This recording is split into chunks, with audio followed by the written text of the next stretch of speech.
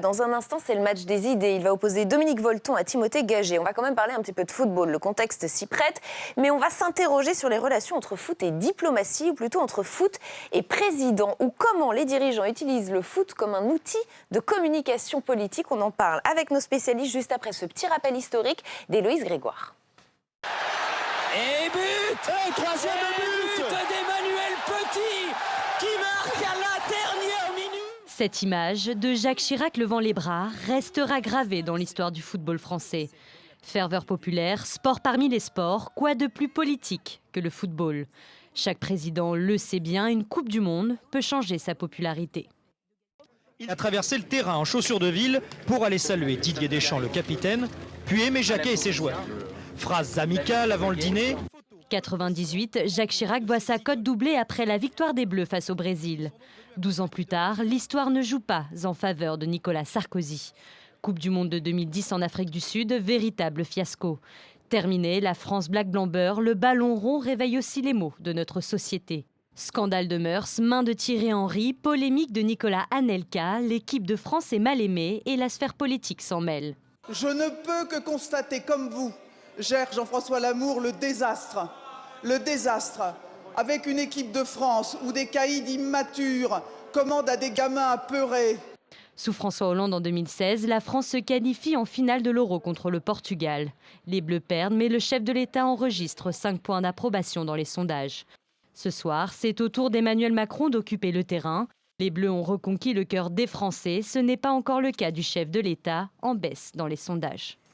Avec nous pour ce match des idées, Timothée Gagé, bonsoir. Vous êtes directeur de la communication stratégique au sein de l'agence Confluence. Et nous attendons l'autre matcheur, si j'ose dire, Dominique Volton, qui est un peu en retard, sociologue, directeur de recherche au CNRS, qui va nous rejoindre dans quelques secondes. Le foot, un instrument de communication politique majeur, et pas seulement pour les présidents français. D'ailleurs, c'est le cas de présidents étrangers, de Vladimir Poutine, par exemple.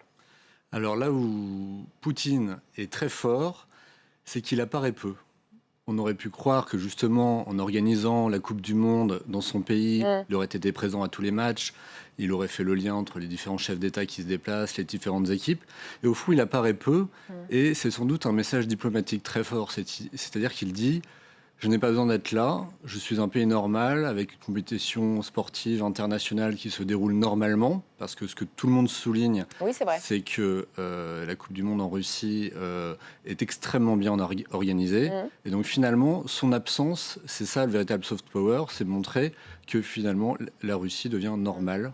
Et qu'il maîtrise tellement les choses que finalement, il n'a pas besoin d'être là. Emmanuel Macron devait absolument se rendre en Russie pour soutenir les Bleus, pour être en phase avec l'opinion, avec les Français. Il n'avait évidemment aucune obligation institutionnelle. Non, après, bien sûr. Il en avait fait la promesse, et donc finalement c'est aussi poli de la tenir. Sans doute que ça lui fera également un peu de bien de souffler après une séquence très riche, et notamment le congrès d'hier. Donc je pense que ça ne peut que redorer son image, surtout que finalement on voit à chaque compétition que quand cela va bien, quand l'équipe de France performe, finalement, les politiques qui les encouragent bénéficient également de cet élan. Vous ne croyez pas si bien dire. On va s'arrêter quelques instants sur 1998. On est alors en pleine cohabitation. Jacques Chirac, président, Lionel Jospin, Premier ministre. Politiquement, c'est extrêmement tendu. Et l'effet mondial va être très net sur la cote de popularité du couple exécutif. Entre mai et juin 98, voici ce que montre ce sondage BVA. Jacques Chirac prend 7 points. Il est à 67% d'opinion favorable. Pour la première fois depuis le début de la cohabitation, Lionel Jospin est en hausse de 2 points, à 65%. Et plus frappant encore, écoutez bien, 68% des sondés voient la cohabitation comme une bonne chose.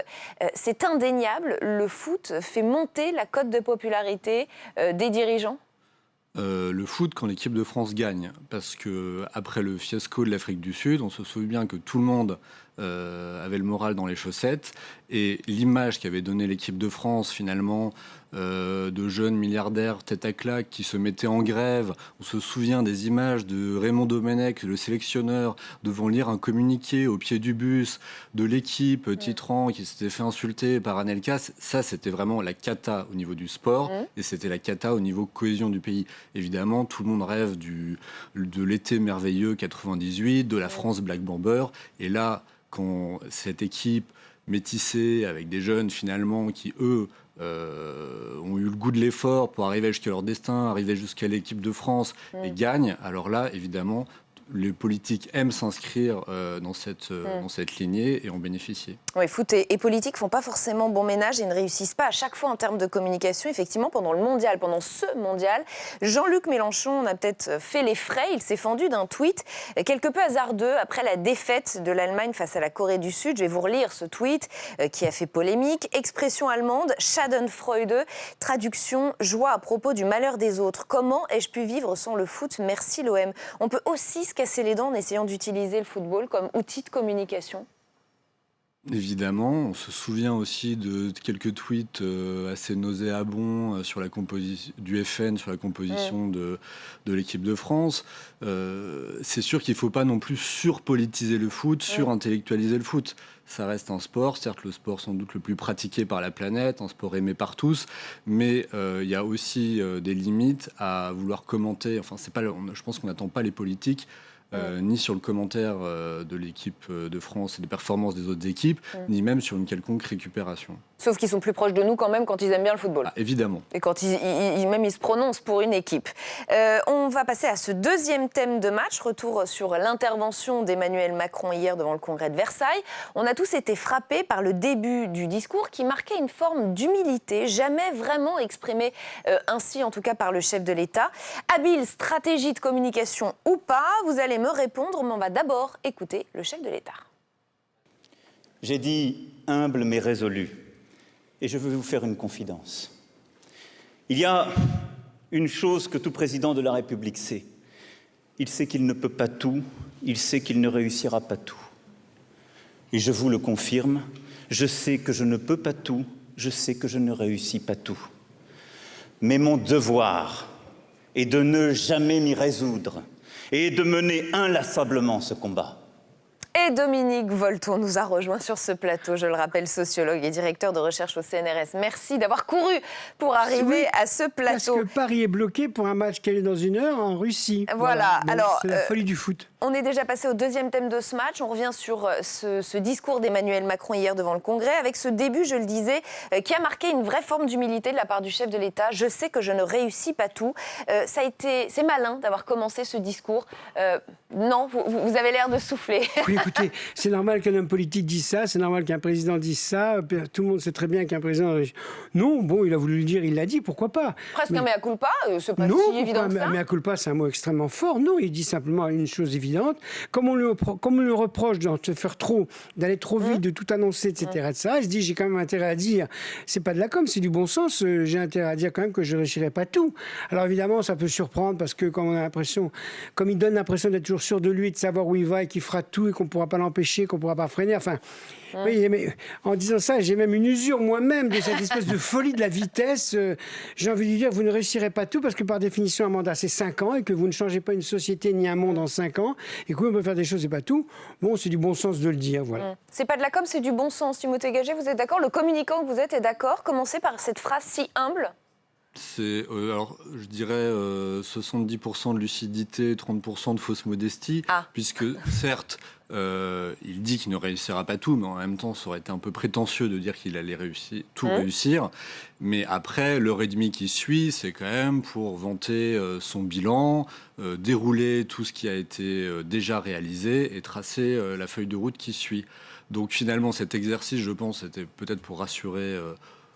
mollement l'opposition présente au Congrès, mais la suite du discours montrait que finalement il était quand même assez sûr de lui et du cap. Et si vous avez bien regardé cette intervention, vous avez peut-être été frappé, là encore, par la réalisation, la mise en image de l'événement. Derrière Depuis Emmanuel la naissance Macron, de la République. Regardez, on la voit, cette image. On pouvait voir l'image en très grand, du chef de l'État, en lieu et place du serment du jeu de paume, au symbole du transfert de la souveraineté du roi à la nation, justement. Dominique Volton, que vous inspire cette image, ce choix de réalisation, ce choix de mise en image ? On dit un peu simplement, trop d'informations tue l'information, trop d'images au bout d'un moment, on est dans un univers de visibilité, d'immédiateté, d'interactivité.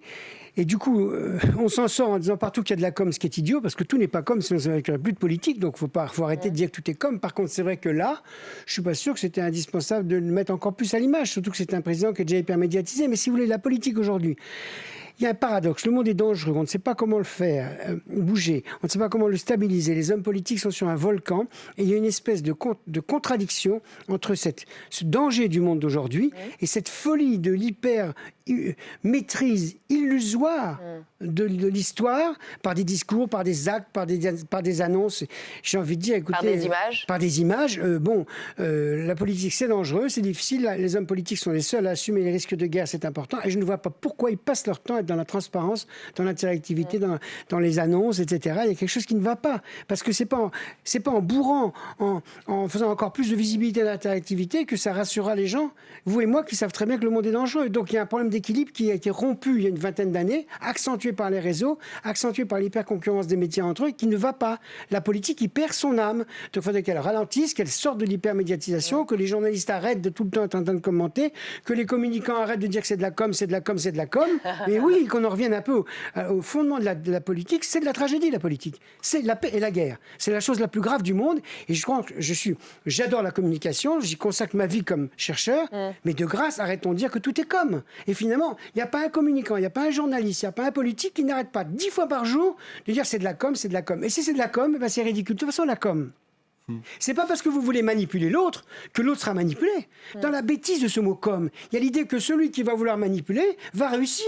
Mais les récepteurs, vous et moi, on est très malins, très critiques, on n'en pense pas moins. Et je pense que personne n'y gagne, sauf à dévaloriser la politique, dire c'est comme, c'est comme. Et si lui, à la suite des autres, il s'imagine qu'en étant hyper présent, lui c'est le président de la République, s'il s'imagine qu'en étant hyper présent tous les jours, il va accroître de la crédibilité, non. Qu'est-ce qu'on demande à un politique? Il essaie d'agir.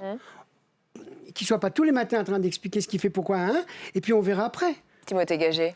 Surtout que la réunion du Congrès, certes, est facilitée depuis la réforme constitutionnelle de 2008, mais doit néanmoins s'inscrire dans une certaine solennité. Et quand François Hollande l'avait réunie après les attentats du Bataclan, finalement, c'était assez digne, ça soudait la nation. Là, finalement, on va se retrouver avec un discours de politique générale répété chaque année. Jusque-là, sans vote ni même débat, c'est-à-dire que c'est toujours un peu curieux. C'est-à-dire que oui, je veux me rapprocher de vous, des représentants de la nation. Ce qu'il va changer, il a annoncé du changement. Ça, c'est sans doute le grand changement à retenir, avec un vrai changement institutionnel. C'est-à-dire que si le président se met à débattre directement avec les parlementaires, comme le prévoirait un amendement gouvernemental lors de la future réforme constitutionnelle, là, on continue vers l'hyper-présentialisation. Voilà. Mais je ne vais pas vous aider. Mais en tout cas, voilà, ça a un sens. Là c'était une expression, finalement. Est-ce que les parlementaires, tant à l'Assemblée nationale qu'au Sénat, ont appris des choses supplémentaires hier? Je ne suis pas convaincu. Alors, dernier thème de ce match, les déboires judiciaires du parti Rassemblement National, ex-FN. La justice qui enquête sur des emplois présumés fictifs d'assistants d'eurodéputés a décidé de saisir 2 millions d'euros au parti, ce qui, de fait, met RN en très grande difficulté. Marine Le Pen a eu des mots très forts. Elle parle de coup d'État, de juges politisés qui condamnent son parti à la peine de mort. La ministre de la Justice, Nicole Belloubet, a réagi à cette affaire ce matin. C'était sur Public Sénat. Bon, la victimisation du Front National est une thématique qui est très courante. Et donc, voilà, mais je viens de vous le dire, la critique qu'elle peut porter trouve une réponse dans la voie de l'appel devant la Chambre d'instruction. Dominique Volton, la victimisation du FN est une tactique qui est très courante. Ça veut dire pour vous que Marine Le Pen est à nouveau dans la victimisation comme l'était Jean-Marie Le Pen ? Oui, mais c'est pas sûr que ça marche. Je veux dire, si dès qu'on a affaire à la justice, on dit que c'est une attaque contre la démocratie, bon d'abord ça fait toujours bizarre quand c'est le FN qui dit que c'est une attaque contre la démocratie, parce que jusqu'à présent on l'a pas vu en 30 ans être le principal défenseur de la démocratie, sauf pour lui-même être plus représenté. Et si à chaque fois qu'on est attaqué, menacé, et là c'est une mesure conservatoire, c'est pour qu'il y ait de l'argent, si jamais ils sont condamnés, sinon ils seraient insolvables. Donc nous, je trouve que c'est un très mauvais calcul. C'est pas sûr que ça marche. En tout cas, la victimisation, ça marche par rapport à une certaine logique de populisme. C'est pas sûr que cette logique de populisme marche. Et donc, par conséquent, je crois qu'il faut... Là-dessus, il faut quand même dire aux forces politiques, elles ne peuvent pas dire n'importe quoi, et surtout avoir un égocentrisme à ce point-là, qui s'imagine que tout n'est que psychologie, ou politique de manipulation, alors qu'en fait, il y a peut-être des faits, tout simplement, et qu'attendons de voir ce que la justice va faire.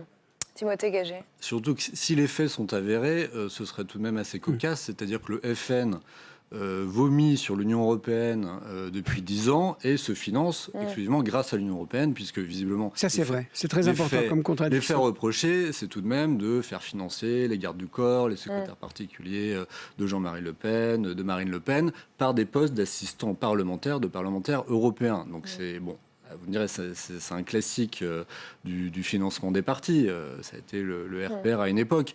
Mais en tout cas, être donneur de leçons, arrêter, se battre contre l'Union européenne, contre les tous pourris, contre les magouilleurs, et finalement plonger les deux pieds bien volontiers dedans, ça fait quand même... Ça fait désordre. Mais est-ce que cette fois, tout de même, le chiffre de 2 millions d'euros est important? Je voudrais juste vous montrer ce tweet de Laurent Wauquiez. Je tiens à ce que le Rassemblement national ait droit au même traitement que tout autre parti et tout autre justiciable. Ça n'a pas de sens de parler de coup d'état des juges, dit-il. Comme tout justiciable, Madame Le Pen a le droit de faire un recours. Est-ce que tout de même, là, il n'y a pas le sentiment que la justice a frappé très, très, très fort? Est-ce qu'on était obligé d'aller jusqu'aux 2 millions d'euros de saisie? On l'a bien expliqué. C'est que, comme il risque de ne pas être susceptible de payer après, on préfère faire un dépôt de garantie, si je puis dire. Non, je vois pas. Je veux dire, on peut pas à la fois dire le pouvoir politique a besoin quand même d'avoir une justice au-dessus de lui pour un certain nombre de choses, pas pour son action, et notamment sur les subventions, et c'est très juste quand même, on peut pas à la fois être anti-européen au maximum et tirer le maximum de l'argent de l'Europe pour faire des actions qui n'ont rien à voir avec l'Europe, si ce n'est la combattre. Au bout d'un moment, il y a quelque chose qui va pas. Et puis, si vous voulez, on est quand même dans une logique politique maintenant où en Europe, en tout cas, c'est une victoire formidable, on a envie que les forces politiques soient quand même plus ou moins propres. Et donc, par conséquent, le Front National n'arrête pas de dire que les autres sont tous pourris, et en même temps, on le prend dans le pot de confiture. Moi, je trouve que c'est pas extraordinaire, compte tenu de la somme qui est beaucoup plus élevée, qui serait réclamée si jamais par hasard... De l'ordre de 7 millions. Exactement, si par hasard ils étaient rendus coupables. Donc, je pense que c'est la démocratie, elle s'applique à tout le monde de la même manière, à droite, à la gauche, à l'extrême droite. Et je vois pas que ce soit un bon argument que dans d'autres pays du monde, que dans d'autres régions, oui, on puisse dire ça encore. Mais l'acquis énorme de la démocratie en Europe, c'est que malgré tous les défauts, les limites, on est la partie du monde la plus démocratique. Donc, quand même, il faut reconnaître les règles du jeu. Il faut les accepter, que ce soit pour la gauche, la droite ou l'extrême droite. Et c'est la fin de ce match des idées. Merci à tous les deux d'y avoir participé. Dans un instant, c'est l'entretien du jour. Nous recevons Annette Lévy-Villard, journaliste et écrivain. Elle publie ce livre, Chronique d'une onde de choc. MeToo secoue la planète. Elle refait la chronologie d'un mouvement qui va marquer l'histoire. Et vous allez voir qu'elle fait remonter le phénomène avant l'affaire Weinstein. Elle nous dit tout dans un instant, juste après cette courte pause.